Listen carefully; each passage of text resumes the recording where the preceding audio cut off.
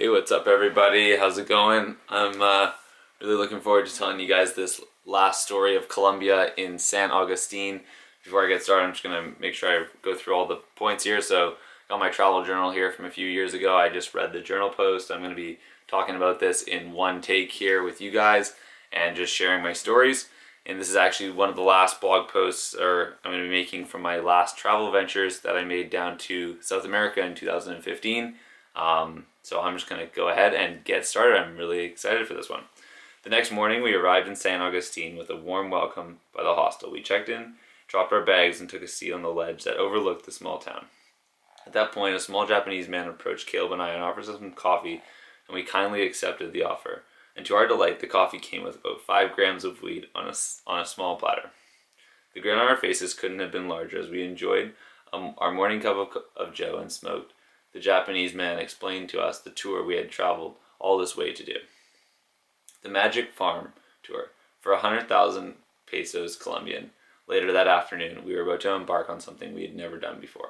And I'm going to take a moment to pause before I give context on what this is that we were actually going to do. So when we went into Colombia, obviously I came down to South America and I had no intentions of going into Colombia for any extended period of time. And my trip kind of all just whirled into a whole mess of adventures that I've told the stories of now, and you guys can look back on those. And at this point, we went down into this area called San Augustin, where we were told that there was a Japanese man who would teach you how to make cocaine for yourself. And I looked at that opportunity and I said to myself, I don't think I'm ever going to, in my entire life, have the opportunity and the knowledge of a place where I know where I can go and safely, according to the travelers that we were talking to, go and experience the process of actually making your own cocaine from pure coca leaves and gasoline and acetone and baking soda, and obviously experiencing that. So that's exactly what we did. That afternoon we got to make our own cocaine, and boy did the stuff have some kick. At this point I knew I would never had to take or try any cocaine ever again, or coffee for that matter. I had experienced the finest of the fine. The world-class pure uncut homemade cocaine was all it was set out to be. That night, we continued with we actually convinced a few Italians to cook us dinner, and we pitched for groceries and cleaned, and this added to the even more few wonderful days we had had in this place. So that night, after we had cooked dinner and had an amazing time cooking dinner with these Italians, there was a huge Catholic holiday that was happening at the time. There's a whole ways of Catholic holiday happening, it seemed like, down in Colombia, and we took the cocaine that we had made earlier that day and we went and joined the festives of this small Colombian town festival or a celebration. And it wasn't an uncommon thing to see other people and other locals taking cocaine on the street at the same time, because at the end of the day where we were, that was the purest form of natural drug that people were taking down there. It was like the equivalent of being in California and smoking a doobie, because there was nothing that was cutting into anything. Everyone was making their own homemade cocaine right there in this city. So that experience of engaging with a culture where everybody is engaging with a substance not for the purpose of just getting rowdy and going to a club and really just blowing their minds up and not having any intention behind it, but really for the intention of gaining clarity around what the purpose of that celebration was, and for everybody to have and engage in really amazing conversations throughout the evening, was a really cool change of pace and really allowed me to kind of break through those barriers, those cultural barriers and stigmatisms that people have around that drug. And so after that, Simon and Andres cooked us a traditional spaghetti bolognese dinner, which I talked to you guys about, that knocked my taste buds to a whole new level. It was like the best spaghetti I'd ever had, and I told them that every single time I took a bite that night. Everything about it made it absolutely incredible. And afterwards I asked them what all the secrets were, and they said it's all in the water and time, with a little bit of bacon boiled with everything the entire time you're cooking it. The next day marked the last moments of my travels with Caleb. He was headed back to Medellin to watch the football match and then down south to meet up with Kyle, and I was making my journey south to Ecuador to meet up with my mom for the Galapagos. It was definitely sad to see Caleb go that morning. After a month of traveling together, I felt like we finally reconnected, and I understood where he was in his life and how he felt and where he wanted to go in the near future. I also learned that the journey ahead would not be an easy one. The experiences brought us even closer together than before, and from there on forward, I truly see him as family. So Caleb, you already know that, man, but you are definitely family to me. This morning, after he left, I went off on a horseback riding tour with a few fellow travelers to horseback ride the countryside and see some ancient Indica statues. This was an experience, like many others I talked about, that I'll never forget. Within seconds of getting on the horse, on the largest horse of the group, the horse raced off to a full gallop. My heart raced up, and I held on for dear life, not really knowing what else to do. Eventually the horse caught up with the group, trotted to the front, and reduced its speed. That first minute on the horse made me realize that I had little to no control over this beast. We continued to trot through the countryside, seeing spectacular valleys and periodically stopping to go on small walks of archaeological digs, sites where ancient stone statues were found from the Indicas. The stories from the ancient times make me wonder how much we really know about these past times. How much concrete knowledge do we have versus the hypothesized assumptions we've made?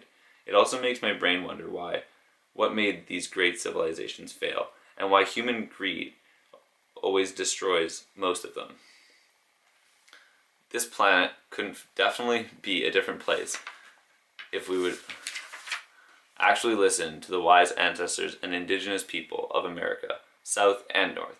Their connection with life, the planet, and nature still astounds me, yet we choose to roll over them with our guns and machines for our benefits versus listening to them about their wisdom of our future.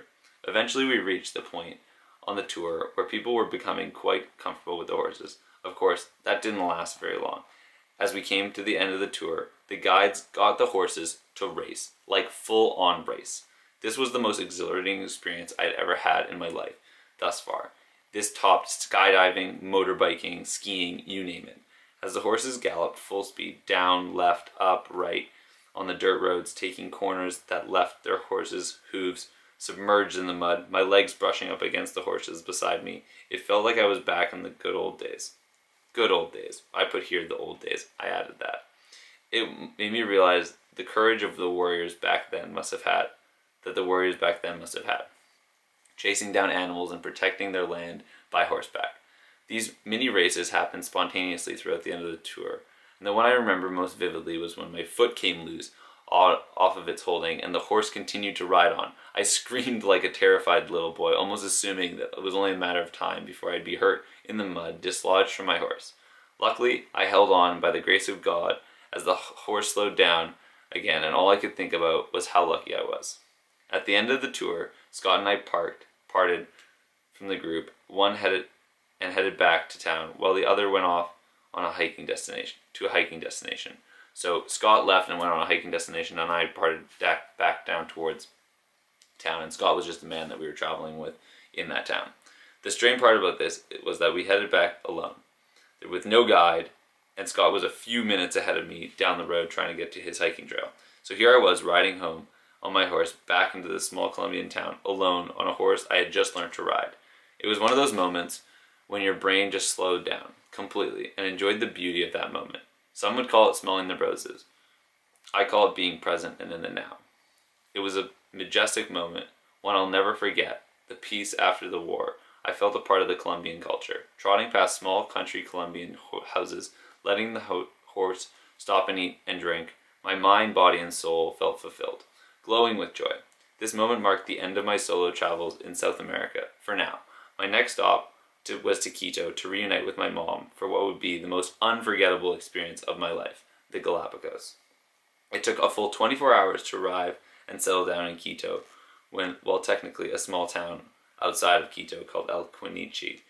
One bus to Papaya, a small van, one bus to the Ipalias, 2 taxis across the border, another bus to Quito, and then 2 public transit buses to the airport, and one last taxi to the hotel. This here marked the end of my travel journaling experience of 2015. My first trip abroad, but definitely not my last. I would journal the Galapagos, but some things are better left to memory. And for some things as unforgettable as the Galapagos, it was well deserved. So at this time, I just wanted to actually wrap up with some final thoughts on my trip, and I have that here in just one little paragraph. So that was the end of my trip at this point, and I just wanted to share my thoughts. So some of my closing thoughts are these people who experience life and its diversity gain perspective that others do not. This is not to say that one is better or more open-minded than the other, but to state that most lessons and knowledge in life have to be sought after and experienced. One cannot read all the world's stories to have full understanding or hear the tales of their peers to understand the world around them. One must take action and experience the world around them for themselves to gain understanding of the world, their world, and what part they play in the grand history of life. To each its own, I say, and that is why traveling will be something I seek till I pass. The adventure has only merely begun, and the tales yet to be told, but I dream that one day my stories will change, evolve, and adapt to the journey my life takes me on. Furthermore, that my stories will leave change in the hearts and souls of people and nature that surround us in every moment here and in this wonderful place we call the universe. And that, my friends, is the end of the South America 2015 journey that I took from October 22nd to December 18th. It was 8 weeks and 57 days. Or 8 weeks or 57 days. So I hope you guys enjoyed this journey, and that really marks the end of this book. And here's to another adventure. I hope you guys are all having a great time, and we're going to tell stories till we die. Ciao.